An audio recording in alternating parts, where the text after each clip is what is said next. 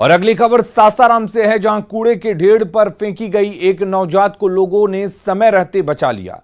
घटना करगहर समुदाय स्वास्थ्य केंद्र के ठीक सामने की है, जहां कूड़े के ढेर पर एक नवजात बच्ची को मरने के लिए फेंक दिया गया था।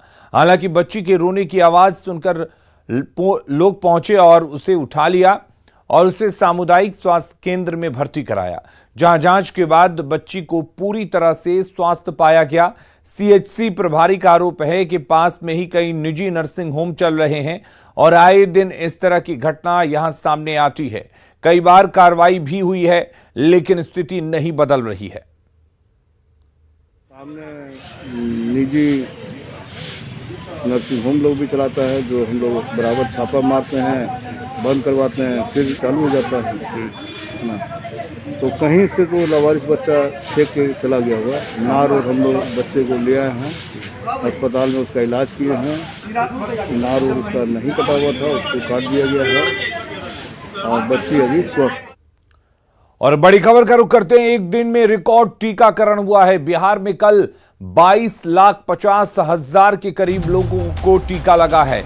एक दिन में सबसे ज्यादा लोगों को टीकाकरण किया गया है। बिहार में 6 महीने में 6 करोड़ लोगों को टीके लगाने का लक्ष्य रखा गया है। जुलाई और अगस्त में 2 करोड़ से ज्यादा लोगों को टीका लगाया गया है।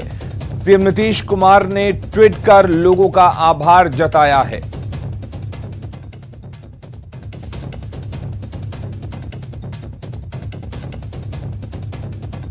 आज से पटना के राजेंद्र नगर टर्मिनल से नई दिल्ली राजधानी तेजस एक्सप्रेस खुलेगी, जिसमें यात्रियों को आधुनिक सुविधाएं मिलेगी। इस ट्रेन में ऑटोमेटिक प्लग इंडोर सिस्टम लगा है, जिससे सभी दरवाजे बंद होने तक ट्रेन नहीं खुलेगी। ट्रेन में एलसीडी डिस्प्ले भी लगा है, जिसमें आगे आने वाले स्टेशन की जानकारी होगी। ट्रेन के बर्थ भी पहले से ज्यादा आरामदायक हैं। वहीं सेकंड और थर्ड एसी बोगियों में साइड लोअर बर्थ को सिंगल पीस बेड में बदल दिया गया है। साथ ही सभी यात्रियों के लिए मोबाइल चार्जिंग पॉइंट भी लगाए गए हैं।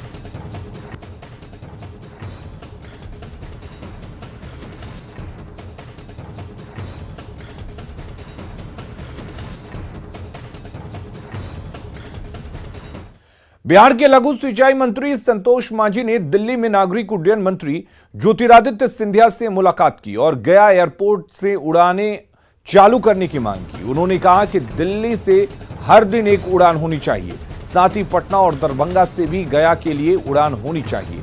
कोरोना की वजह से गया से अंतर्राष्ट्रीय उड़ान बंद हैं, जबकि दिल्ली से आने वाली फ्लाइट भी फिलहाल चालू नहीं है।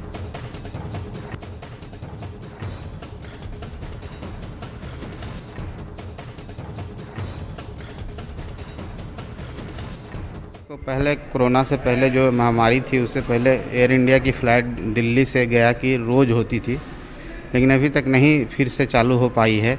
हम आग्रह करने गए थे कि कम से कम एक फ़्लाइट जो दिल्ली रोज़ हो, एयर इंडिया की हो, और अगर प्राइवेट एयरलाइंस भी इच्छुक हैं तो उनको भी मौका दिया जाए। और एक मुंबई की और एक कोलकाता की अभी छोटी विमान चल रही है, वो भी बड़ी विमान हो जाए। और अभी जो आरसीएस रूट है रीजनल कनेक्टिविटी स्कीम्स के तहत, उसमें हम दरभंगा को जोड़ने बोले हैं। गया से ही आग्रह था उनसे। जेडीयू के मंत्री जनता दरबार लगाकर लोगों की समस्या का समाधान करने में लगे हुए हैं। इसी कड़ी में बिहार के शिक्षा मंत्री विजय चौधरी, अल्पसंख्यक कल्याण मंत्री जमा खान और खाद्य आपूर्ति मंत्री लेसी सिंह ने जेडीयू दफ्तर में जनता दरबार लगाकर लोगों की फरियाद सुनी और लोगों की समस्याएं दूर करने की कोशिश की। इस दौरान विजय चौधरी ने कहा कि लोगों का सरकार पर भरोसा है, इसलिए लोग इतनी बड़ी संख्या में जनता दरबार में अपनी परेशानी लेकर आते हैं। ये जो इतनी संख्या में लोग आ रहे हैं, ये द्योतक है, ये सिंबल है कि लोगों को भरोसा है। जितनी संख्या में लोग आते हैं, ये समझिए कि उतना ही ज़्यादा लोगों का भरोसा है। जिस दिन भरोसा नहीं रहेगा, नहीं आएंगे। इसलिए लोग आ रहे हैं, ये तो अच्छा है, शुभ संकेत। जनता से मुख्यमंत्री नीतीश कुमार के जनता दरबार की तर्ज पर उप मुख्यमंत्री तारकिशोर प्रसाद ने भी जनता की समस्याओं के समाधान के लिए जनता दरबार की शुरुआत की है।